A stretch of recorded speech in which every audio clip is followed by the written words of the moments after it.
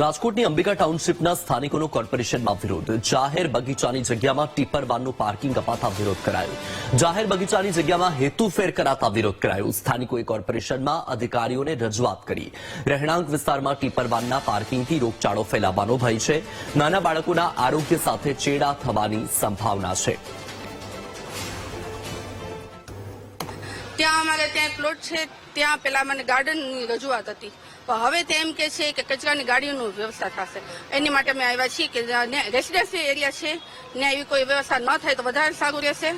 બસ અમારું એ જ નિવેદન છે. કચરાની ગાડી ત્યાં આવે તો જેને કરીને ગંદકીવાળો વધારે થાય છે. રેસિડેન્શિયલ એરિયામાં નાના છોકરાઓને બધા હોય છે, ત્યાં થોડુંક પ્રોબ્લેમ પડે. એ ગાર્ડનનો હેતુ ફેરવીને હવે ગયા અઠવાડિયે અમને એવી જાણકારી મળેલ છે કે ત્યાં કચરો ઉપાડવાની ટીપર વાનનું પાર્કિંગ આપે છે. તો જો એ ટીપર વાન આવે, ટોટલ 6 વોર્ડની ગાડીનું પાર્કિંગ આવે એમ એ લોકો અમે જાણકારી લીધેલી છે. તો 6 વોર્ડની એટલી બધી ગાડીઓ જો અમારા વિસ્તારમાં રોજ અવર જવર કરે તો ભારે ટ્રાફિક થાય.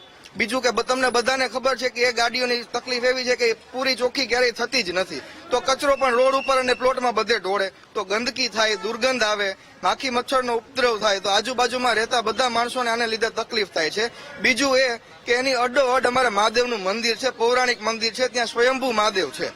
જો એની બાજુમાં આવી રીતની કચરાના ગાડીની પાર્કિંગ કરવામાં આવે તો બધાની ધાર્મિક ભાવનાને પણ આઘાત પહોંચે છે. તો અમે અહીંયા મેયરશ્રીને, ડેપ્યુટી મેયરશ્રીને, કમિશનરશ્રીને, સ્ટેન્ડિંગ કમિટીના ચેરમેનશ્રીને અને અમારા વોર્ડના કોર્પોરેટર લીલુબેન જાદવ જે શાસક પક્ષના નેતા પણ છે એમને મળીને અમે આવેદન આપવા માટે આવેલા છીએ.